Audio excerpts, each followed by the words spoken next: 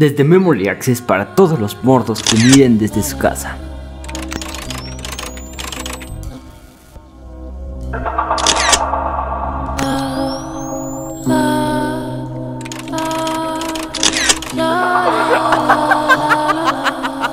Hola mordos, es un gusto volver a vernos aquí en nuestro canal. Ya se paraba un poco de tiempo, pero sobre todo de vuelta con la mente positiva a historias que por esencia son muy sorprendentes, como la que está a punto de iniciar. Nos reunimos aquí para hablar de Isabel Báthory, figura en el récord Guinness como la mayor asesina en serie de la historia. Antes de iniciar, te recordamos que Memory Access tiene otras redes sociales y puedes seguirlas en la descripción de este video. Yo soy Alex y yo soy Ernest y presentamos Erzsébet Báthory, la condesa húngara. Traducido al español como Isabel Báthory, nació en una de las familias más antiguas y adineradas de Transilvania, los Erdely. Sus padres, los condes Anna y Jorge Báthory, eran primos. Su infancia transcurrió en el castillo de Exet y antes de cumplir los 6 años sufría ataques de lo que se puede considerar hoy en día epilepsia. Báthory fue una niña inteligente, educada en la política, ciencias y artes. Hablaba 4 idiomas y mostró una gran admiración por la alquimia y la astronomía. Tan solo era una niña bella y delicada, pero desde temprana edad ya mostraba ataques de ira y rabia. A los 11 años fue prometida con su primo Ferenc, un gran militar conde de 16 años en ese entonces. Y a los 12 años pasó a residir en el castillo de su prometido. Años después, Isabel estaba a punto de cumplir los 15 años y el novio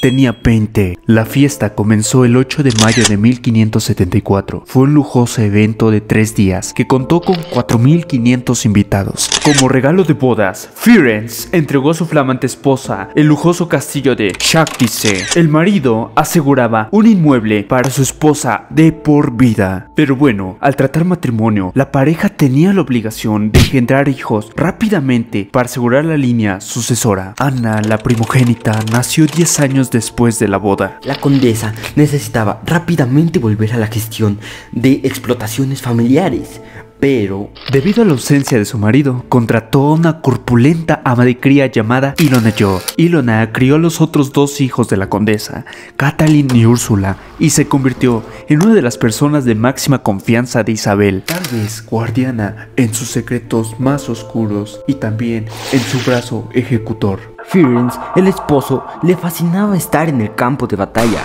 tal razón que hacía que Isabel se sintiera sola y aburrida. Considerando la distancia, Ferenc autorizó los progresos de su esposa. Ambos firmaban las misivas de los comerciantes y empleados por carta. Nada así, enseñó a su mujer incluso un método para castigar a los criados, que consistía en introducir papeles empapados de aceite bajo las uñas y prenderles fuego después. Los castigos severos, aunque no mortales. La violencia era algo normalizado en la Hungría de la época y por supuesto en el día a día de Ferenc, quien se ganó el sobrenombre del Caballero Negro de Hungría y el aura de héroe nacional por su crueldad con los turcos.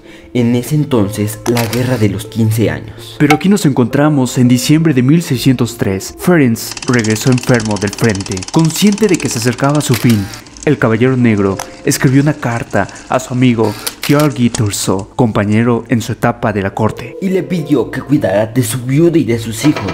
Ferenc falleció el 4 de enero de 1604, dejando viuda a Isabel con la edad de 44 años. Es por esa época que se empiezan a escucharse rumores de que algo muy siniestro ocurre en el castillo de Saktice. Primero saca del castillo a su suegra con el resto de familiares y luego mandó encerrar en los sótanos a las sirvientas para castigarlas. La razón, seguidoras de la suegra. Una que hablaba mucho hizo que le cosieran la boca, a otras les prendió fuego, incluso obligó a una a sentarse en una parrilla ardiente, dejándola allí durante horas. Isabel Báthory pasaba a su edad de 40 años y su belleza comenzaba a apagarse. Preocupada pidió consejo a una de sus nodrizas y le habló del poder rejuvenecedor de la sangre y de los sacrificios humanos, evidentemente. Un día, una doncella le dio un tirón mientras le peinaba y la condesa, en un ataque de rabia, la golpeó hasta hacerla sangrar y salpicar todo su rostro. Pensó que las partes de piel manchada con su sangre se veían más hermosas. Qué escalofriante, ¿no?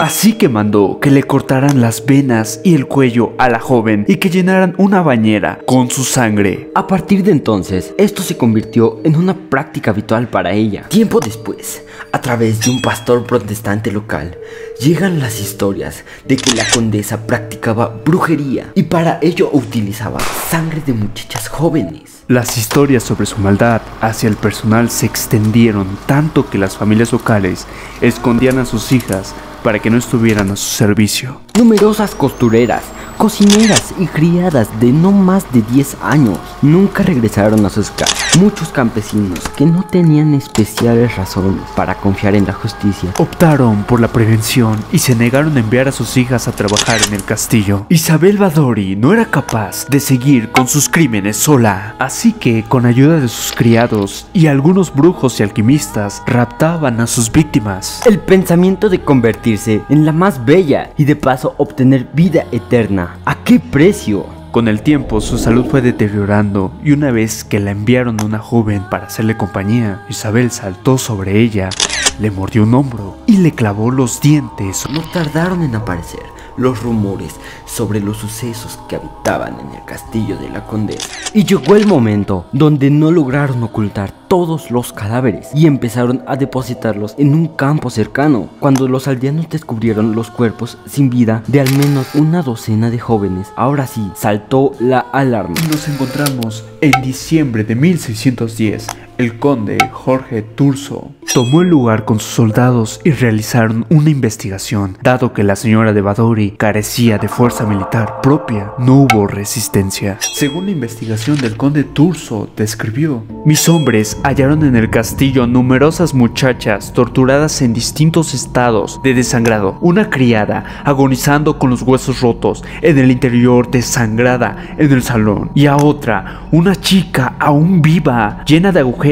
Y en las mazmorras fue peor. Había una docena de mujeres con signos de tortura y un montón de cadáveres por los alrededores. Descubrieron a Isabel en uno de sus rituales de sangre. La detuvieron y llevaron a prisión, pero nunca fue justiciada. Algunos dicen que su primo llegó a un acuerdo con el rey para evitar que el nombre de la familia se ensuciara, y otros creen que fue gracias a los hechizos de la condesa que la protegieron. Solo Dios lleva la cuenta de todos sus crímenes, declaró un antiguo sirviente suyo durante la investigación. Otro testigo, una criada muy especial llamada Susana, declaró haber visto escrita la cifra de 650 víctimas en un libro de registros que sin embargo nunca apareció. Los 4 criados señalaron a un oscuro personaje, una dama croata llamada Ana Darvolia, que llegó al castillo en 1601 y se convirtió desde entonces en la persona más próxima a la condesa. Según los testimonios,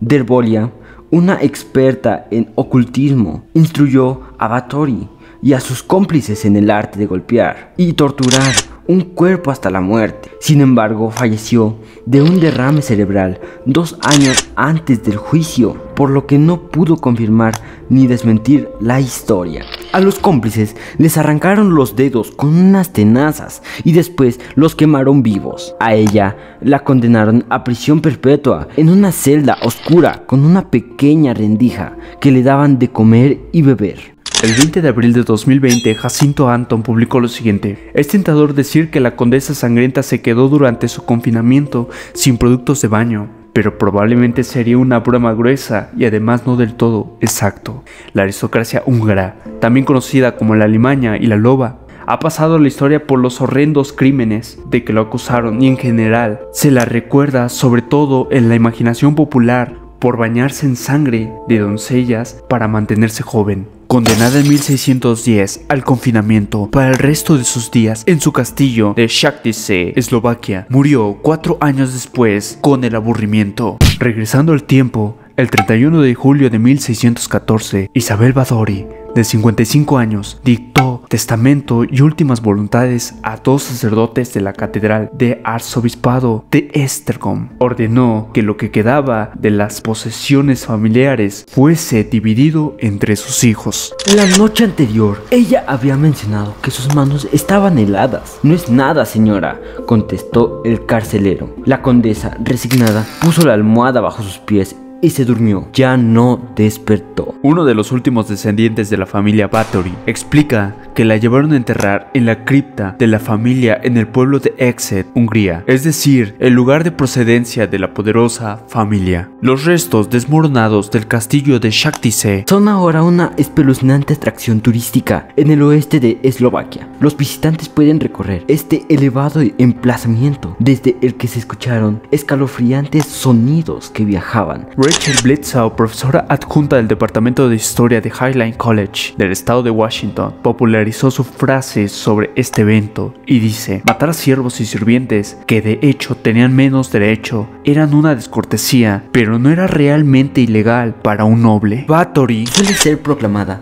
la asesina en serie más prolífica de todos los tiempos, acusada de matar a más de 600 mujeres jóvenes en el interior de sus fastuosos castillos. Y así fue como Isabel Báthory fue conocida como la Condesa Sangrienta. ¿Te gusta el misterio? Desde Memory Access para todo el world. ¡Adiós, Mordo!